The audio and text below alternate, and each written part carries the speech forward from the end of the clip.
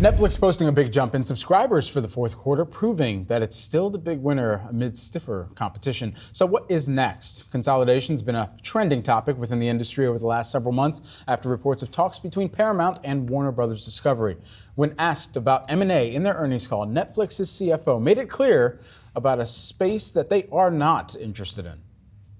We're not interested in some of the big linear assets that may or may not be available. We also noted that in the letter. And so I think that's how you should kind of think about our, what's out there to go after.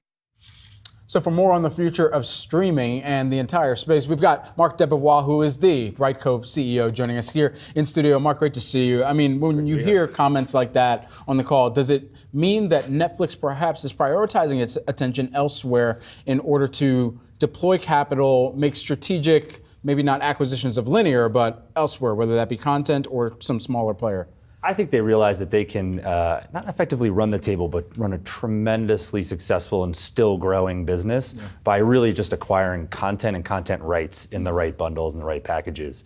You saw the deal yesterday that they announced with the WWE. That's a really big, broad bet on how they can amplify their ad business, in my opinion. They're going after a much larger audience per event, in that regard, and that's going to help them drive sponsorships, drive bigger reach for their ad business, rather than so much frequency that they get from delivering, sort of series and scripted series. And you saw them peel back their investment in scripted series last year a bit. Interestingly, you saw their traffic go down a little bit, but subscribers go up, right? And you saw that strong finish to the year. I think that's tremendous for them. It gives them a lot of confidence that this strategy of going after content rather than full companies is probably the right answer for them. So it sounds like you think we could see more similar deals to what was just announced in this week with WWE. Yeah, I mean, I think, look, the other streamers have pulled back on content and marketing spend. They're having to rationalize their technology spend. That's effectively what Brightcove does for many of these companies. We help them solve that technology cost problem.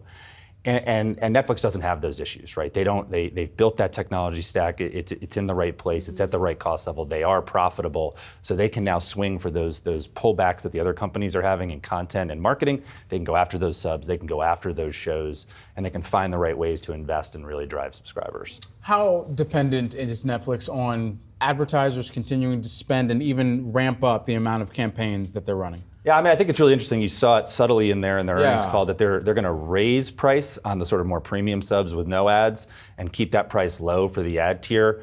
When I was running Paramount Plus or CBS All Access, we had a significant lift from that ad, that ad-supported tier. You could get dollars and dollars per sub by delivering those ads. So when you see that $5, $9, $10 lower price point, you should be adding sort of 50, 60% of that in ad dollars, on a typical basis. So you start to see they may be agnostic as to where the subscriber goes because they're making just as much money on that ad tier as they are effectively on some of those lower end premium tiers. Marc, I know you work with a lot of these streamers, but where does this leave the competition within this space? When you get a report like Netflix here, it's so dominant within the streaming industry. How then do you think executives of some of those smaller players are looking at this report, and do they have any ability really to compete? So I absolutely believe some of the larger streamers can get to a very profitable and nice sized business at those 40, 50, 60 million subscriber ranks. So there's going to be numerous broad players out there over the long run. And the fact that they were running those businesses unprofitably for the last few years is probably a thing of the past, right? They're headed towards that profitability cliff.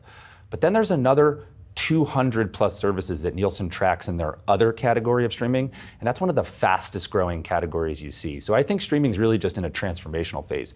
Netflix is the behemoth. They're gonna, effectively last forever for a very, very long time and be in the catbird position. But there's going to be dozens of other services, if not hundreds, of what I would call more niche and targeted services that are going after 1 million to 10 million subscribers and finding a great content strategy that can be profitable in that bucket.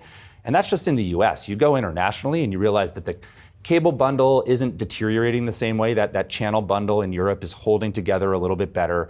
And so the broadcasters and the local and regional players have real strength. They get the big content rights. They're able to do it on both linear and streaming platforms. And they're able to execute in a different way. That's why you haven't seen effectively the FAST revolution, the free ad-supported streaming TV revolution that you see in Roku channel or Samsung TV Plus. it hasn't spread globally as well, right? It has been held back by the fact that the regional players are actually pretty strong in most of the other territories around the world. If more of the sports licensing and the broadcasting goes towards deals with streamers, though, is that lighter fluid for the deterioration of some of the cable bundles? I like what WWE did here. They really emulated the NFL, the successful strategy of having it on multiple places. You have SmackDown on cable with NBCU. You have NBCU doing big events on NBC. They own in Peacock the WWE, former WrestleMania rights and those pieces. You have Raw now on Netflix, going forward. That's a pretty broad strategy. I think Nick Khan and his team have realized having that exposure for your league is going to really, amplify the longevity of that league and the long-term audience. And so yes, you'll see deals with streamers, you'll see deals with broadcasters, you'll see deals with broad set of platforms from some of these leagues. And then look, as you get down in sort of smaller leagues, you may see more tight deals. Look at the NHL, one of our customers at Brightcove, we manage streaming for them, but not the long-form streaming rights because those are captured by ESPN Plus, right? So you'll see individual deals with certain leagues that have unique capabilities. Marc, always a pleasure to speak with you. Thanks so much for coming in studio here. Yeah, great to be here, Brett. Thanks so much.